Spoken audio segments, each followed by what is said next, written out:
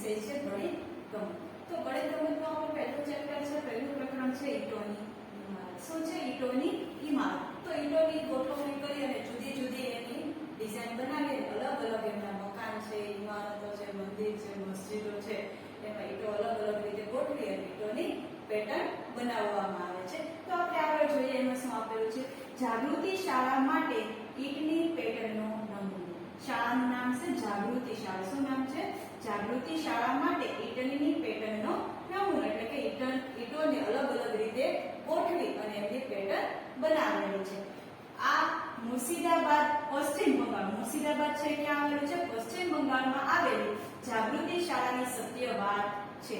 જ્યારે શાળાની ઇમારત ચણાઈ રહી હતી ત્યારે એવું નક્કી કર્યું કે શાળાની દિવાલો અને જમીન પર ઈંટોથી પેટર્ન બનાવવી. શું કહે છે કે જ્યારે શાળાની ઇમારત ચણાઈ રહી હતી ત્યારે શું નક્કી કરવામાં આવ્યું કે શાળાની દિવાલો અને જમીનો પર શેની પેટર્ન બનાવવાની? ઈંટોની પેટર્ન બનાવવાની. જમાલ, કાલુ અને પિયાર આ કામના કડિયા હતા. કડિયાના 3 કડિયા હતા. કયા કયા નામ હતા? જમાલ, કાલુ અને પિયાર. તેઓને શાળાની ઇમારત માટે નવી નવી યુક્તિઓ જોઈતી હતી. આથી તેઓ તેમના અન્ય મિત્રોને સાથે લઈને મુર્શિદ કુલી ખાનનો જૂનો મકબરો જોવા ગયા. કયો મકબરો જોવા ગયા?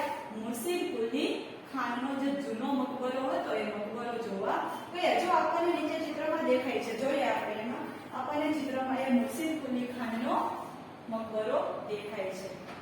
જો દેખાય છે ને ચિત્રમાં, આ છે એ ઈંટોને અલગ અલગ રીતે ગોઠવી અને ડિઝાઇન બનાવી અને મકબરો બનાવવામાં આવ્યો હતો. આ ઇમારતમાં એક મોટો માળ છે જેમાં આશરે 2000 જેટલી ઈંટોની સુંદર પેટર્ન છે. એક જ મોટો માળ છે જેમાં કેટલી ઈંટોની સુંદર પેટર્ન છે? 2000 જેટલી ઈંટોની સુંદર પેટર્ન છે. આશરે 300 વર્ષ પહેલા કડિયા દ્વારા આ નમૂનો તૈયાર કરવામાં આવ્યા હતા. કેટલા વર્ષ પહેલા? આશરે 300 વર્ષ પહેલા કડિયા દ્વારા આ નમૂના તૈયાર કરવામાં આવ્યા હતા. જો આપણને નીચે આપેલા છે તેના 5 માળના ભોંયતળિયાની ઈંટોની પેટર્ન કઈ રીતે ગોઠવાયેલી છે તો જો આપણને અહીંયા આપેલા છે, 2 તો આપેલા છે ભોંયતળિયાની પેટર્ન આપેલી છે. આગળની આપણે હજુ 3 પેટર્ન આપણને કીધું ને કે 5 માળના, તો આ 2 માળના તો ભોંયતળિયાની પેટર્ન આપણને આપેલી છે. બાકીના 3 માળના ભોંયતળિયાની પેટર્ન આપણે આગળ જોઈએ. જો આપેલી છે આ 2 અને આ 3, 4 અને 5 પેટર્ન થઈ ગઈ ભોંયતળિયાની. જો નીચે આપણને સવાલ પૂછ્યો છે કે તમને ભોંયતળિયાની કઈ પેટર્ન સૌથી વધુ ગમે છે તો પહેલા પેજ ઉપર જે આપણે 2 પેટર્ન જોઈએ, 2 પેટર્ન આ 3, 4 અને 5 ટોટલ આપણને ભોંયતળિયાની 5 પેટર્ન આપેલી છે. એમાંથી તમને જે પેટર્ન ગમતી હોય એનો નંબર અહીંયા લખવાનો છે. જો તમને 3 નંબરની ગમતી હોય તો અહીંયા શું લખવાનું? 3. 5 નંબરની ગમતી હોય તો અહીંયા કેટલા લખવાના? 5. 5 માંથી તમને જે પેટર્ન ગમતી હોય એ નંબર તમારે અહીંયા જાતે લખવાનો છે. ખ્યાલ આવી ગયો? ત્યાર પછી આગળ જોઈએ, તમે આવી પેટર્ન કોઈ અન્ય જગ્યાએ જોઈ છે? શું કીધું છે કે આ ભોંયતળિયાની જે આપણને 5 પેટર્ન આપેલી છે એવી પેટર્ન તમે કોઈ બીજી જગ્યાએ, અન્ય જગ્યાએ જોઈ છે? આ તો આપણે ક્યારેક ફરવા ગયા હોય તો ઘણી જગ્યાએ મંદિર છે, મસ્જિદ છે, મોટી જૂની ઇમારતો છે, એમાં આપણને આવી પેટર્ન જોવા મળે તો અહીંયા જવાબમાં લખવાનું જૂની ઇમારતો,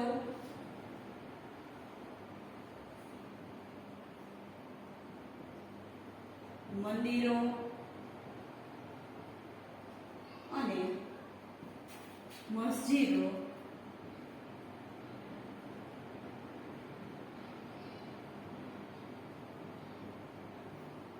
જોઈ છે. ખ્યાલ આવી ગયો? આ જવાબમાં લખવાનું છે. ત્યાર પછી આપણે આગળ જોઈએ, કડિયા ખૂબ જ રોમાંચિત થઈને પાછા ફર્યા. જમાલે કહ્યું, ઓહ, તે દિવસોમાં પણ તેઓએ ઈંટની કેટલી બધી રસપ્રદ પેટર્ન બનાવેલ છે. શું કહે છે જમાલ કે તે દિવસોમાં એટલે કે પહેલાના જમાનામાં એ લોકોએ કેટલી બધી રસપ્રદ ઈંટોની પેટર્ન બનાવેલી છે. આપણે એ ભૂલી જ ગયા. ચાલો આપણે આપણી શાળાની જમીન પર આવી પેટર્ન રચીએ. જમાલ શું કહે છે કે ચાલો આપણે પણ આપણી શાળાની જમીન પર આવી પેટર્ન રચીએ એટલે કે બનાવીએ. દરેક કડિયાએ ઈંટથી અલગ અલગ પેટર્ન બનાવી. શાળાને તેમની આ સુંદર ઇમારત માટે ગર્વ છે. બાળકો તેના પર હસતા રમતા અને પોતાની રીતે નવી પેટર્ન પણ બનાવતા. દરેક કડિયાએ શું કર્યું તો કે ઈંટથી અલગ અલગ પેટર્ન બનાવવી અને બાળકો એ ઈંટોની બનાવેલી પેટર્ન ઉપર રમતા હસતા એવી પ્રવૃત્તિઓ કરતા હતા. ચાલો ત્યાર પછી આગળ જોઈએ. તો આગળ આપણને શું આપેલું છે? જો આપણને આપેલી છે પેટર્ન દેખાય છે, ભોંયતળિયાની પેટર્ન આપેલી છે આપણને અહીંયા આપેલી છે ને, નીચે અલગ અલગ પેટર્ન બનાવેલી છે ઈંટો ગોઠવીને. આગળ જોઈએ તો આગળ આપણને પેટર્ન આપેલી છે ક ખ ગ ઘ ચ છ જ જ ટ ઠ અને ડ. આવી રીતે આપણને 11 પેટર્ન અલગ અલગ આપેલી છે, ઈંટોથી બનાવેલી આપેલી છે. તો જોઈએ એમાં કઈ પેટર્ન વર્તુળાકારમાં બનાવેલી છે. આપણને એ 11 પેટર્ન આપેલી છે, એમાંથી આપણને સવાલ પૂછ્યો છે કે કઈ પેટર્ન વર્તુળાકારમાં બનાવેલી છે. તો આપણે પહેલેથી જોઈએ ક પેટર્ન છે વર્તુળાકારમાં છે નહીં. જોતા જઈએ આપણે કઈ કઈ પેટર્ન વર્તુળાકારમાં છે. ખ પણ વર્તુળાકારમાં નથી, ગ પણ નથી, ઘ પણ નથી, ચ છે એ જો આપણને વર્તુળાકારનો ગોળ ગોળ છે. તો જવાબ પહેલો એનો શું આવશે? ચ આવે. ત્યાર પછી બીજી જોઈએ તો બીજી કઈ પેટર્ન વર્તુળાકારમાં છે? તો છે ઠ. જો ઠ પેટર્ન પણ છે વર્તુળાકારમાં છે ને, તો ત્યાં જવાબમાં શું આવશે? પહેલામાં ચ અને ઠ. ખ્યાલ આવી ગયો? ત્યાર પછી બીજો સવાલ પૂછ્યો છે કઈ પેટર્નમાં તમે દર્પણ ચિત્ર જોઈ શકો છો? લીટી દોરો. હવે દર્પણ ચિત્ર કઈ પેટર્નમાં તમે જોઈ શકો છો? લીટી દોરો એવું કીધું છે. દર્પણ ચિત્ર એટલે કે શું? તો કે આ પેટર્ન ધારો કે આપેલી છે તો એને અડધા ભાગમાં આપણે અરીસો મૂકીએ તો આપણે અડધી પેટર્નને આધારે અરીસો મૂકતા આખી પેટર્ન દેખાતી હોય એને શું કહેવાય? દર્પણ પેટર્ન કહેવાય. તો આ પહેલી પેટર્ન છે એને આપણે જોઈએ કે અરીસોને કઈ જગ્યાએ મૂકશું તો આપણને બાકીની અડધી પેટર્ન છે અરીસાની પાછળનો ભાગ છે એ પણ દેખાય, એટલે કે સેમ ટુ સેમ એના જેવી જ આપણને પેટર્ન દેખાય. તો ક્યાં આપણે એને લીટી દોરશું? ચાલો તો અહીંયા આપણે અરીસો મૂકીએ.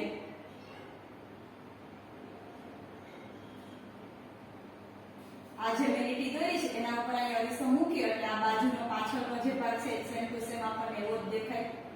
દેખાય ને? તો આને શું કહેવાય? દર્પણ ચિત્ર કહેવાય. ખમાં જોઈએ તો ખમાં આપણે ક્યાં અરીસો મૂકશું? તો કે ખ છે એમાં આપણે અહીંયા આડો અરીસો મૂકીએ તો આપણને આ દર્પણ દેખાય, અથવા તો આવી રીતે ઊભો મૂકીએ તો પણ આપણને આ દર્પણ પેટર્ન દેખાય. ખબર પડી ગઈ? ખમાં છે એમાં અરીસો આપણે બે રીતે મૂકી શકીએ, કાં તો આડી લીટી છે એના પર મૂકીએ અથવા તો ઊભી રીતે મૂકીએ. બંને રીતે મૂકીએ તો આપણને દર્પણ ચિત્ર જોવા મળશે. ત્યાર પછી ગ છે. હવે ગ માં જુઓ તો ઈંટો આડા હોળી ત્રાસી ગોઠવેલી છે તો આપણે ગમે કોઈ પણ જગ્યા ઉપર ક્રોસમાં મૂકીએ, સીધો મૂકીએ કે આડો મૂકીએ, કોઈ પણ જગ્યા ઉપર આપણે અરીસો મૂકીશું આપણને સેમ ટુ સેમ એવી ડિઝાઇન બીજી જોવા મળશે નહીં. તો ગ નહીં આવે. ત્યાર પછી જોઈએ ઘ. તો ઘ માં આપણે ક્યાં અરીસો મૂકશું તો આપણને એ જ પેટર્ન જોવા મળશે? ઘ માં સરસ અહીંયા અરીસો મૂકીએ આડો તો આપણને એની એ જ પેટર્ન જોવા મળશે. ખબર પડી ગઈ? ઉપરનો અહીંયા અરીસો મૂકીએ એટલે ઉપરનો જે અરીસાની પાછળનો ભાગ છે એ આપણને અહીંયા દેખાશે. ખ્યાલ આવી ગયો? એટલે કે આ ભાગ છે એ જ આપણને અરીસામાં દેખાતો પણ આના જેવો જ બીજો ભાગ અરીસામાં રચાય એટલે આખી પેટર્ન પૂર્ણ થઈ જાય. ત્યાર પછી ચ છે તો વર્તુળાકાર પેટર્ન છે એટલે એમાં અરીસો મૂકીએ તો આપણને એ દર્પણ ચિત્ર દેખાય નહીં. ત્યાર પછી જોઈએ છ. તો છ છે એમાં આપણે સરળતાથી નક્કી કરી શકીએ કે અહીંયા ક્રોસ આવી રીતે દર્પણ મૂકીએ તો આપણને એના જેવું જ ચિત્ર દેખાય. ખ્યાલ આવી ગયો? હવે તમને જો તમે સરળતાથી કહી દો કે તમારે કઈ રીતે કરવાનું છે. કોઈ પણ ચિત્ર હોય એના બે સરખા ભાગ પાડવાના. કેટલા ભાગ પાડવાના? બે સરખા ભાગ પાડવાના. આપણે ત્રીજા ધોરણમાં પહેલા જ ચેપ્ટરમાં શીખાતા, ખ્યાલ હોય તો. ત્રીજા ધોરણનું પહેલું ચેપ્ટર આવતું એમાં કોઈ પણ ચિત્ર હોય એના બે સરખા ભાગ પાડવાના હતા. તો આમાં પણ એ છે કે બે સરખા ભાગ કરતા પહેલો ભાગ અને બીજો ભાગ બંને કેવા દેખાવા જોઈએ? સરખા દેખાવા જોઈએ. ખ્યાલ આવી ગયો? આ છ ચિત્રમાં ખ્યાલ આવી ગયો કે કયા કયા ચિત્ર દર્પણ ચિત્રો છે?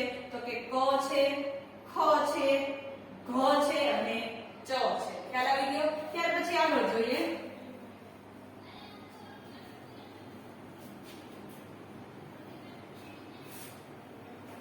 તો આગળના ચિત્રો કયા છે? જ છે.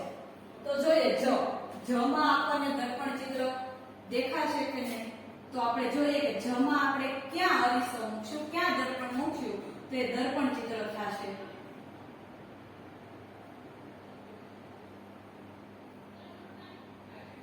ખ્યાલ આવી ગયો? અહીંયા આવી રીતે પછી મૂકી અરીસો એટલે આ દર્પણ ચિત્ર બની જાય. ખ્યાલ આવી ગયો? અથવા તો અહીંયા આપણે ઊભો પણ મૂકી શકીએ આવી તો પણ આ દર્પણ ચિત્ર બની જાય છે. ત્યાર પછી આગળ જોઈએ જ છે. તો જ માં આપણે સરળતાથી આપણને દેખાય છે આવી રીતે વચ્ચે અરીસો મૂકશું એટલે એ ચિત્રના બે સરખા ભાગ દેખાશે. ખ્યાલ આવી ગયો? ત્યાર પછી જોઈએ ટ. તો ટ માં આપણે ટ માં પણ સરળતાથી છે આપણને દેખાય છે વચ્ચે ક્રોસ, તો અહીંયા ક્રોસ અરીસો મૂક્યો અથવા તો આમ ક્રોસ અરીસો મૂક્યો એટલે આપણને ચિત્ર દર્પણ ચિત્ર દેખાશે. ખ્યાલ આવી ગયો? સ્કેલ થી વ્યવસ્થિત લીટી દોરવાની છે. ત્યાર પછી જોઈએ ઠ. ઠ છે એ પેટર્ન કઈ છે? વર્તુળાકાર પેટર્ન છે એટલે એમાં આપણે કોઈ પણ જગ્યાએ અરીસો મૂકીએ આપણને દર્પણ ચિત્ર દેખાશે નહીં. ત્યાર પછી છે ડ. તો ડ જોઈએ. તો ડ માં પણ આપણે અહીંયા આવી રીતે વચ્ચે લીટી દોરી દઈએ એટલે આ કેવું ચિત્ર બનશે? દર્પણ ચિત્ર બનશે. ખ્યાલ આવી ગયો? દર્પણ ચિત્ર એટલે શું? તો કે જે જગ્યા પર આપણે અરીસો મૂકીએ એવો જ પાછળનો ભાગ આપણને એ ચિત્રમાં દેખાય. કે પાછળનો જે ભાગ છે અરીસાની પાછળનો ભાગ એ ભાગ આપણને ક્યાં દેખાતો હોય? અરીસામાં દેખાતો હોય. ખ્યાલ આવી ગયો? ત્યાર પછી આગળ જોઈએ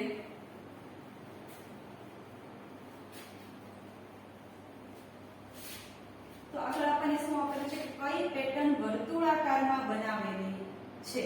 વર્તુળાકારમાં કઈ પેટર્ન બનાવેલી છે આપણે જોઈએ તો આપણે પહેલી જ બે પેટર્ન દેખાડી. એક ચ વાળી હતી એ વર્તુળાકારમાં હતી અને એક આ ઠ વાળી. તો તમારે અહીંયા બાજુમાં શું લખવાનું? ચ અને ઠ. ખ્યાલ આવી ગયો? ત્યાર પછી કઈ પેટર્નમાં તમે દર્પણ ચિત્ર જોઈ શકો છો? લીટી દોરો. હવે જે આપણે દર્પણ ચિત્ર જોઈ શક્યા હતા એમાં આપણે લીટી દોરી હતી ને કે જે આપણને ભોંયતળિયાની પેટર્ન આપેલી છે એના આપણે કેટલા સરખા ભાગ કર્યા હતા? બે સેમ ટુ સેમ સરખા ભાગ બનાવેલા હતા. તો જે ચિત્રમાં આપણે લીટી દોરી હતી એ ચિત્રના તમારે અહીંયા શું કરવાના છે? નામ લખવાના છે. ત્યાર પછી હવે તમે ભોંયતળિયાનો નવો નમૂનો બનાવો. તમારે તમારી ઘરકામની બુકમાં આવી રીતે કોઈ પણ તમને જેવો ભોંયતળિયાનો નમૂનો આવડે એવો તમારે તમારી જાતે ઘરકામની બુકમાં બનાવવાનો છે. ખ્યાલ આવી ગયો? ત્યાર પછી આગળ જોઈએ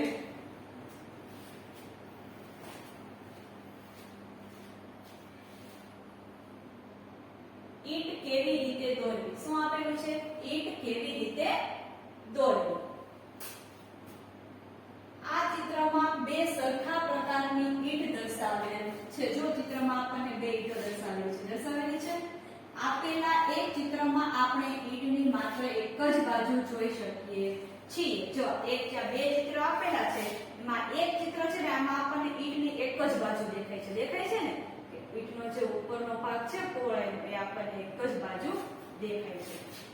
જ્યારે બીજામાં આપણે ઈંટની ત્રણ બાજુ જોઈ શકીએ છીએ. આમાં આપણે આ એક જ બાજુ જોઈ શકીએ છીએ. જ્યારે ઉપરનું જે ચિત્ર છે એમાં આપણને ઈંટની ત્રણ બાજુ દેખાય છે. આ એક ઉપરની બાજુની અને આ ત્રણ બાજુ આપણને દેખાય છે. દેખાય છે? ઈંટની ત્રણ બાજુ દેખાય છે તેના ઉપર વર્તુળ કરો. જે ચિત્રમાં ઈંટની ત્રણ બાજુ દેખાય છે તેના ઉપર આપણે શું કરવાનું કીધું છે? વર્તુળ કરવાનું કીધું છે. તો પહેલું ચિત્ર છે એમાં આપણને ત્રણ બાજુ દેખાય છે. એક, આ બે અને આ ત્રણ બાજુ દેખાય છે. તો એના ઉપર આપણે શું કરવાનું કીધું છે? વર્તુળ. ચાલો તો આપણે એના ઉપર વર્તુળ કરીએ.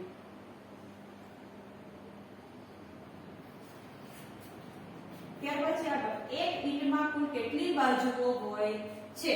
હવે તમે આપણે જોઈએ તો એક ઈંટ તમે ઈંટો તો જોઈ જ હશે. તો એક ઈંટમાં કુલ કેટલી બાજુઓ હોય છે? તો ત્રણ. આપણને જો પહેલા ચિત્રમાં ત્રણ બાજુઓ તો દેખાય છે. આ પહેલો ભાગ છે એ ઉપરનો ભાગ છે એની નીચે એક બાજુ એટલે એક અને બે. પછી આ બીજો ભાગ છે એની પાછળ પણ એક ભાગ હોય તો બે અને ત્રણ એટલે એક, બે, ત્રણ અને ચાર. અને આની પાછળ પણ એક ભાગ હોય એટલે 5 અને 6. કેટલી બાજુઓ હોય છે? કુલ 6 બાજુ હોય છે. ત્યાર પછી જોઈએ કોઈ એક બાજુ ચોરસ છે. તો ઈંટની કોઈ પણ એક બાજુ ચોરસ હોય છે નહીં. ઈંટમાં કોઈ પણ એક બાજુ ચોરસ હોતો નથી એટલે ના.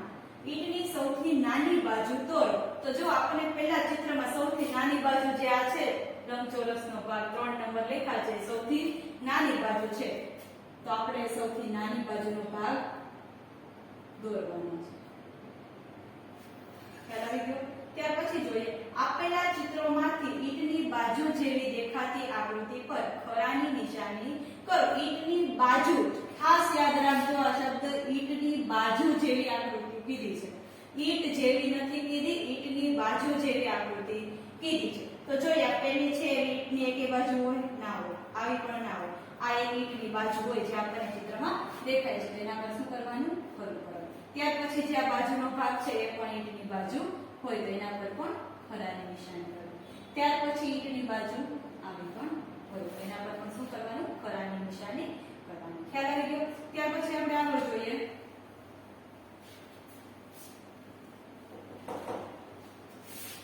તો આગળ શું આપેલું છે? નીચે આપેલા ચિત્રમાંથી ઈંટની બાજુ આકૃતિ કઈ છે? ખરાની નિશાની કરો. શું કીધું છે કે નીચે ચિત્રો આપેલા છે એમાં ઈંટની આકૃતિ કઈ છે તેના પર ખરાની નિશાની કરો. જો તમને 5 અલગ અલગ આકૃતિ આપેલી છે તો તમને સરળતાથી ખ્યાલ આવી જાય કે ઈંટની આકૃતિ કઈ છે. તો જે આ 4 નંબરની આકૃતિ છે એ શેની આકૃતિ છે? ઈંટની આકૃતિ છે. ત્યાર પછી આગળ જોઈએ આપેલા બોક્સની 3 બાજુઓ દેખાય તેવી આકૃતિ દોરો. જો આપણને ચિત્ર આપેલું છે, કંપાસ બોક્સમાં આપેલું છે તો શું કીધું છે કે એની 3 બાજુઓ દેખાય તેવી આકૃતિ દોરો. તો ચાલો હું એના નીચે જે 3 બાજુઓ દેખાય એવી આકૃતિ બનાવું છું.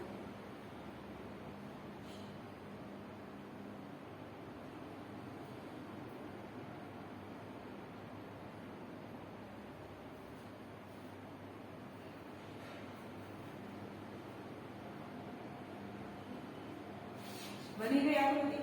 આ એનો પહેલો ભાગ, એનો બીજો ભાગ અને એનો ત્રીજો ભાગ. 3 બાજુઓ દેખાય છે તો આ કંપાસ બોક્સની 3 બાજુઓ દેખાય એવી આકૃતિ છે. શું તમે ઈંટની 4 બાજુ દેખાય તેવું ચિત્ર બનાવી શકશો? ના, આપણે ઈંટની 4 બાજુ દેખાય તેવું ચિત્ર બનાવી શકીએ નહીં. તો શું લખવાનું છે? જવાબમાં ના. ત્યાર પછી આપણે આગળ જોઈએ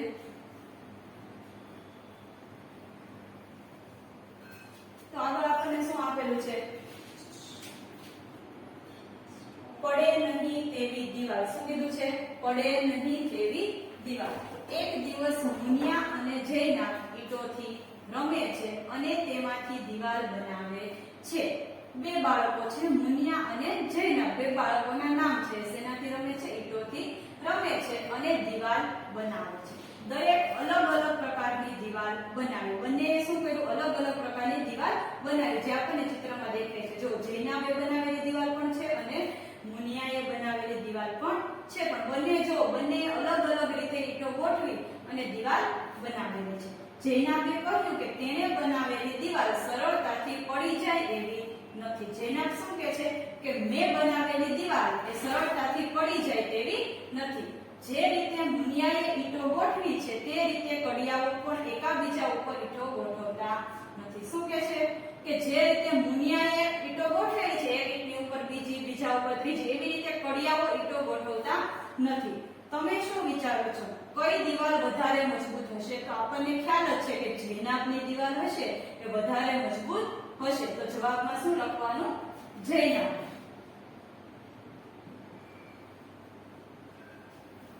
ત્યાર પછી બીજી દિવાલો જુઓ કે જ્યાં તમને ઈંટોની વિવિધ પેટર્ન જોવા મળે છે. દિવાલોની વિવિધ પેટર્ન. અહીં 3 પ્રકારે ગોઠવેલી ઈંટોની દિવાલોના ચિત્રો આપેલા છે. શું તમે ઈંટોની ગોઠવણીમાં તફાવત જોઈ શકો છો? શું કીધું છે કે 3 અલગ અલગ પ્રકારે ગોઠવેલી આપણને ઈંટોની દિવાલ આપેલી છે. તો શું તમે ઈંટોની ગોઠવણીમાં તફાવત જોઈ શકો છો? ચાલો તો આપણે 3 ચિત્રો જોઈએ. એ ચિત્રો 3 જોઈએ તો જોઈએ 3 ચિત્રો આપણને અલગ અલગ આપેલા છે. જો ત્રણે છે, 3 દિવાલમાં અલગ અલગ ઈંટોની ગોઠવણી આપેલી છે ને, વચ્ચે મોટી ઈંટ છે, ત્યાર પછી ઈંટનો નાનો ટુકડો, ત્યાર પછી આખી ઈંટ, પછી આમાં પણ એવી જ રીતે છે. તો વચ્ચે મોટી ઈંટ છે, ત્યાર પછી જે આમાં નાનો ટુકડો તો એનાથી થોડો મોટો ટુકડો અહીંયા છે. તો અહીંયા કઈ રીતે છે? તો કે એક લાઈન છે આખી ઈંટની છે અને એક લાઈન છે વચ્ચેની એ ટુકડા કરીને ગોઠવેલી છે. તો ત્રણેયમાં આપણને અલગ અલગ આપેલી છે. હવે નીચે આપેલા ચિત્ર સાથે દિવાલનું સાચું ચિત્ર જોડો. શું કીધું છે કે ઉપર જે આપેલી છે ને એવી જ આપણને નીચે આપેલી છે. તો શું કીધું છે કે સાચું ચિત્ર જે હોય એમની સાથે જોડો. તો ચાલો જોઈએ. તો આમાં કઈ રીતે છે કે આખી ઈંટ છે, ત્યાર પછી નાનો ટુકડો છે, ફરી પાછી આખી ઈંટ છે. જો આમાં આપણને પણ દેખાય છે. તો પહેલા ચિત્રને શેની સાથે જોડવાનું? બીજા ચિત્ર સાથે જોડવાનું. ત્યાર પછી જો આખી ઈંટ પછી થોડો મોટો ટુકડો, આખી ઈંટ પછી થોડો મોટો ટુકડો. તો એમને આપણે પણ ત્રીજા ચિત્ર સાથે જોડવાનું છે. ત્યાર પછી જે છે એને વૈધી એમને આપણે પહેલા ચિત્ર સાથે જોડવાનું છે. ખ્યાલ આવી ગયો? તો અહીંયા આપણે સુધીના જે જોડકા જોડ્યા અને અલગ અલગ ઈંટોની પેટર્ન જોઈ છે ત્યાં સુધી તમારે પણ ચોપડીમાં પૂર્ણ કરી દેવાનું.